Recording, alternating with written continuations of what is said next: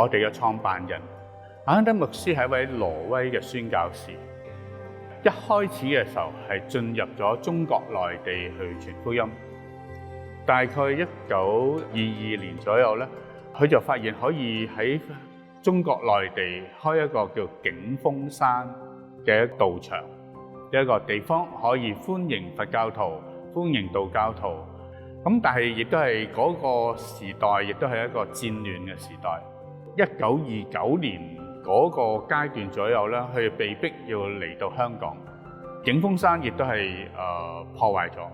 到1930年咧，佢就有機會就買落呢塊嘅山頭，就係呢個山，佢就稱之為道風山。喺呢個道風山嘅地方，我哋稱為道風山基督教叢林。叢林呢個字咧係好特色嘅，佢係屬於佛教嘅用語，意思係道場。所以咧，用基督教為核心咁樣去建立一個叢林嘅道場。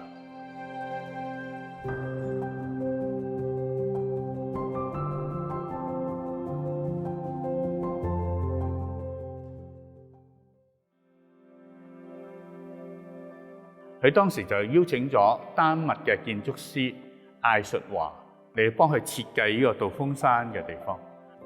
呢個聖殿就喺我哋大概有70張凳，我哋可以喺度聚會嘅一個地方。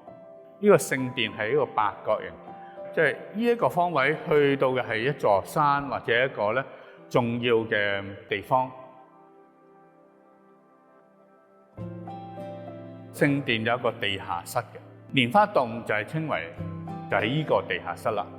咁呢個亦都係阿亨德牧師同佢學生相見，然之後教導，亦都同佢哋一同去聚會嘅地方。所以蓮花洞本身亦都可以話係我哋嘅靈修設施之一嚟嘅。因為我哋行遠啲喺嗰邊咧，就有一個明鎮。明鎮係一個禱告嘅工具，行入去。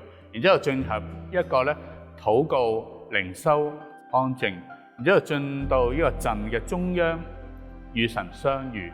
點樣帶着主俾我哋嘅恩典，逐步逐步咁樣走翻出，進入世界。除咗明鎮之後咧，我哋有蓮花池，有大十字架，有活水井，有感恩亭。可以幫我哋嚟到神面前嘅各種唔同嘅靈修設施，讓人學到福音或者學到聖經裏邊嘅真理。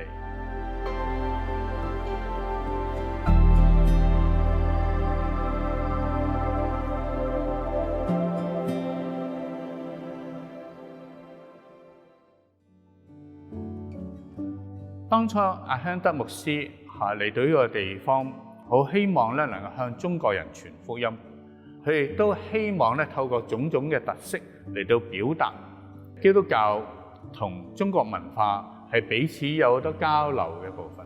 所以呢個亦都係我哋嘅異象，我哋開放俾香港市民可以自由咁樣入到嚟去參觀去享用。